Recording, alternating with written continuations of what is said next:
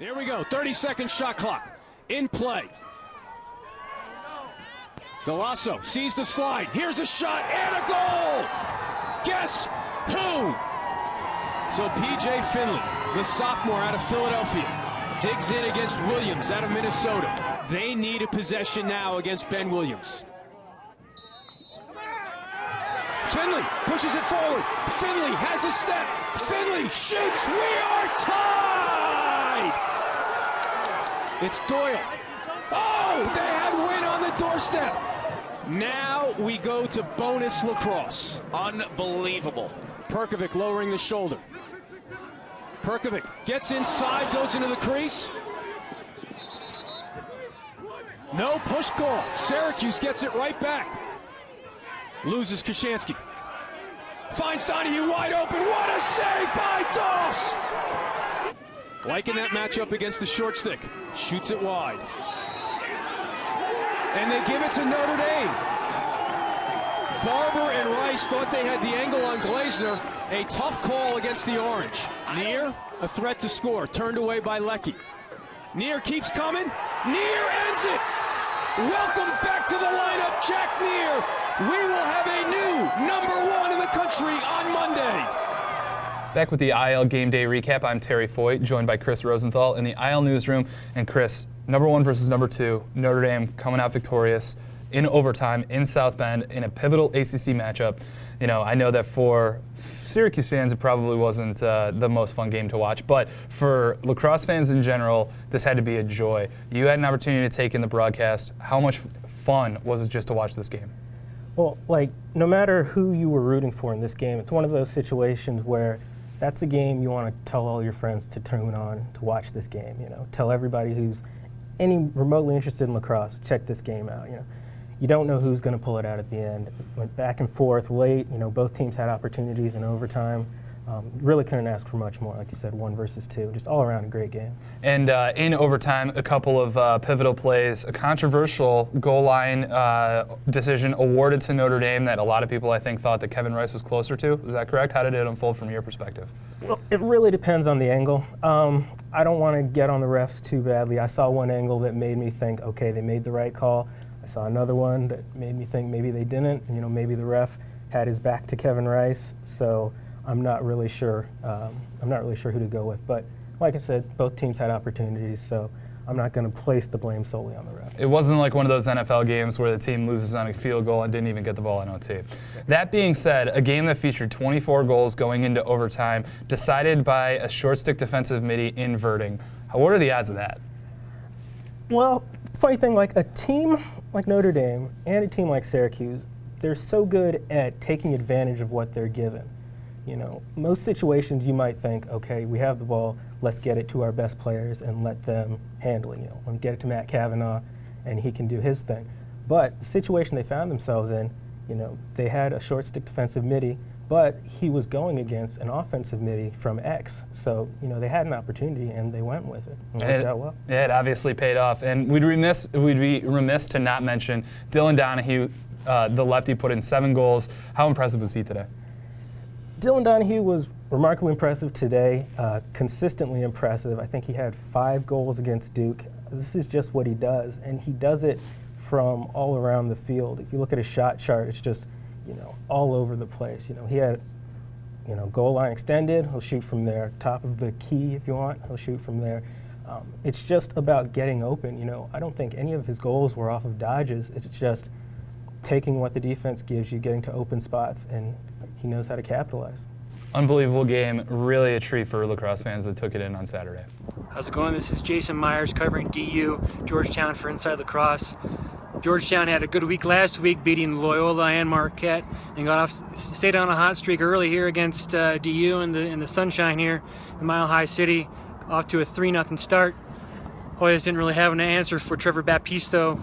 DU went on a 13-goal run in the first half to close out the first half 13-4, paced by goals from Tyler Pace, who had a hat trick in the first half, 4 goals from Connor Cannizzaro, and another 4 from Eric Adamson. 13-4 was the halftime score.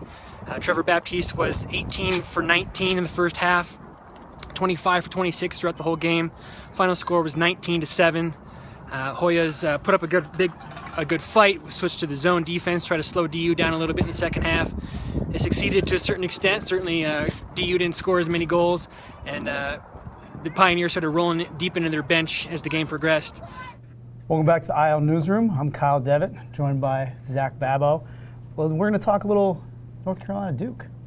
Yeah, big game on Sunday. A little bit while we're rolling a little late here today, but I think the big win for UNC. I mean, to build up a lead the way they did, to hold on to it too against Duke, who, I mean, it's an arch rival, it's a nemesis, it's whatever you want to consider it. UNC is a team that seems every year look good, and then they stumble at one point or another, and we kind of have a hard time of feeling where they're at. I think, you know, this is a big ACC win, and it was really important, I think, to bounce back from a struggle against Maryland and their very tough D, to come out and put up 15 goals, hang on to the win. And, you know, Kieran Burke makes 10 saves, none bigger than his big stuff on Miles Jones at the end of that game. UNC gets big contributions from the usual characters, you know, that they rely on offense there, and they protect home field and get a great ACC win there. Well, let's talk a little bit more about the UNC offense. You know, Chad Tutton with 4 goals, Sankey and Bitter with 3 goals and 2 assists apiece. You know, how did that look against, you know, a Duke defense that was, you know, kind of struggled in this game? I mean, UNC, you know, they constantly attack. I love how aggressive they play offense. No one's really ever waiting. If somebody feels like they have an inch, they try to press it. They try and, you know, really just make the defense work to defend individually, and then when that breaks down, to move. And, you know, that's a big concern with Duke right now is we all know they have all the offensive talent in the world, and they're willing to play. I mean, 15-14, you know, they hung in this game. Their problem is they need to get stops. That Syracuse game, okay, maybe it's an aberration that, you know, that they get beat up the way they did there, but another big-time goal allotment here. I mean, they're going to need to solve that end of the field to be a more convincing contender come the end of the season. One of the other big results, Albany pulling off the 3rd shutout of this season, hashtag shutout watch, 25-0 over UMass-Lowell. You know, Lyle Thompson barely plays in this game. 25-0. Albany has scored 96 goals in their last 4 games. That's incredible. I mean, what can you say about that? Albany has been quietly dominating teams right now down this stretch of the season. I mean, we saw them live for their opening game against Drexel. A lot of interesting things with the weather and whatnot there. But what I was most impressed about was a similar thing where Lyle left early, and the offense looked really, really good without him.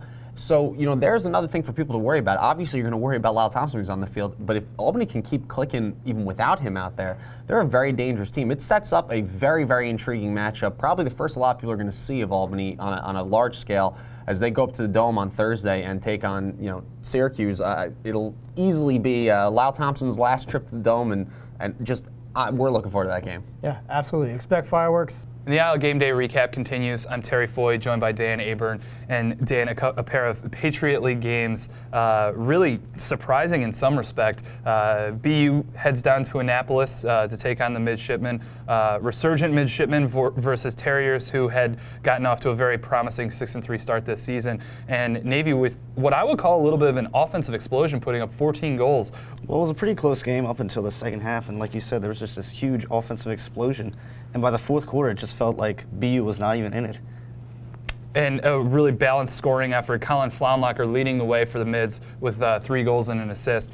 Navy now 5-1 in the Patriot League and a little bit in the driver's seat as it relates to hosting the tournament. They turn their attention to Loyola in another big Patriot League matchup in a week. But for the time being, what do you like out of this Navy team moving forward? I really like their offense. I mean, they obviously lost their offensive coordinator to Maryland last season, but they've really shown a lot of improvement this year. And it's a really great year for Rick Soule, and a year where we really didn't think he may have that much success. Absolutely. And talking about Loyola, they host Colgate, a team that's in the middle of that mix, making sure that they're going to be in the Patriot League tournament at the end of the season, where the Greyhounds had come in kind of in a little bit in control after having an early season loss at Holy Cross. And the Raiders really put it on the Greyhounds with an 11-4 victory. What do you think was the key to Colgate's success today? Well, Burke in the goal for Colgate was absolutely outstanding today. And Loyola, just a real big surprise. They just kind of never felt like they showed up today. And one of the things that it seemed was a key for the way that the game unfolded, Loyola shooters couldn't find any type of a rhythm. Do you attribute that more to Burke or a poor offensive showing? I would say a little bit of both, but I think Burke really tipped the edge in his favor. And then lastly, Loyola struggling in the crease, making a goal change again. Grant Lamone being pulled in the third quarter and coming back in the fourth quarter. Do you think that that's a pivotal aspect of Loyola as they try to regroup moving forward? Definitely. I mean, you're going into the meat of your Patriot League schedule. You got to figure out your goalie situation. This has been the IL Game Day Recap. See you next week.